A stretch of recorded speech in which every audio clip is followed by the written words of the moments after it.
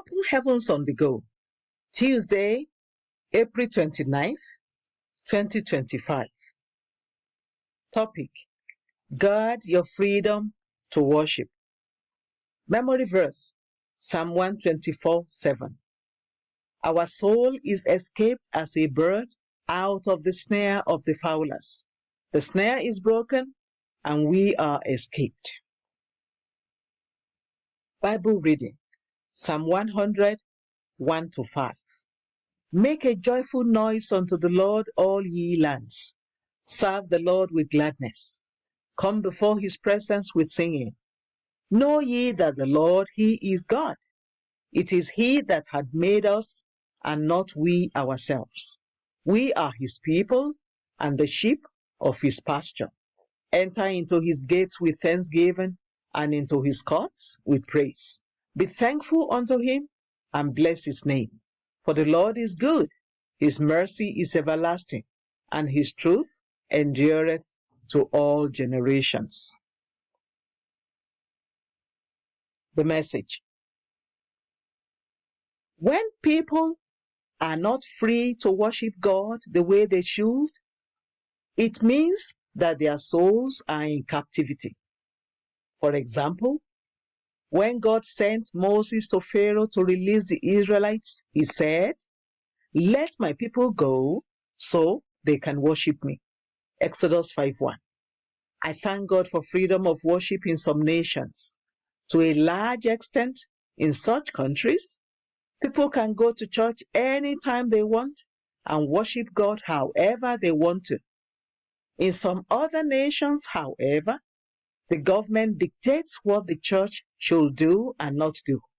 For example, they try to force pastors to join people of the same gender in marriage. One of the RCCG pastors in a particular country was arrested because he addressed some people as ladies and gentlemen. They said it was an insult because not all of them were ladies or gentlemen. The aim of all this is to change the way Christians worship God and force them to worship him the way unbelievers want them to. Beloved, God's standard remains sure.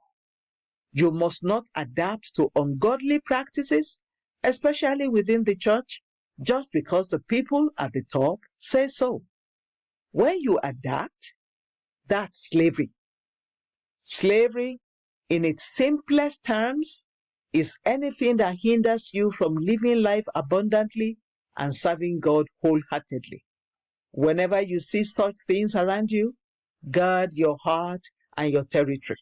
Many Christians are already adhering to the ways of the world because of ungodly policies, and you must pray that those chains of bondage be broken speedily. When the chain of bondage was broken in Egypt, the principal thing that Pharaoh said was, "Go and worship God the way you want."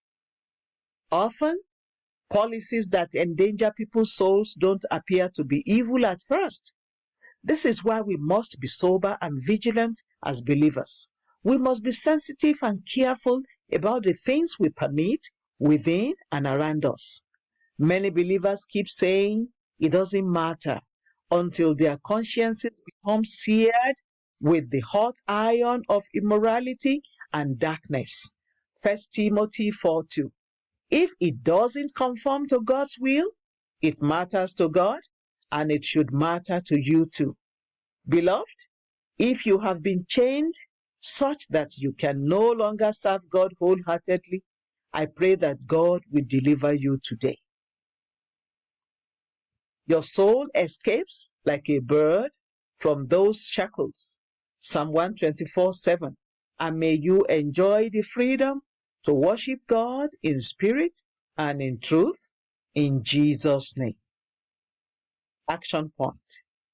Thank God if you are able to worship him freely, and pray for deliverance for those who do not enjoy the same freedom. Bible reading in 1 year. 1 Chronicles 3-4. Hymn for today: Yield not to temptation. The Open Heavens is written by Pastor E.A. Adeboye, the General Overseer of the Redeemed Christian Church of God. God bless you.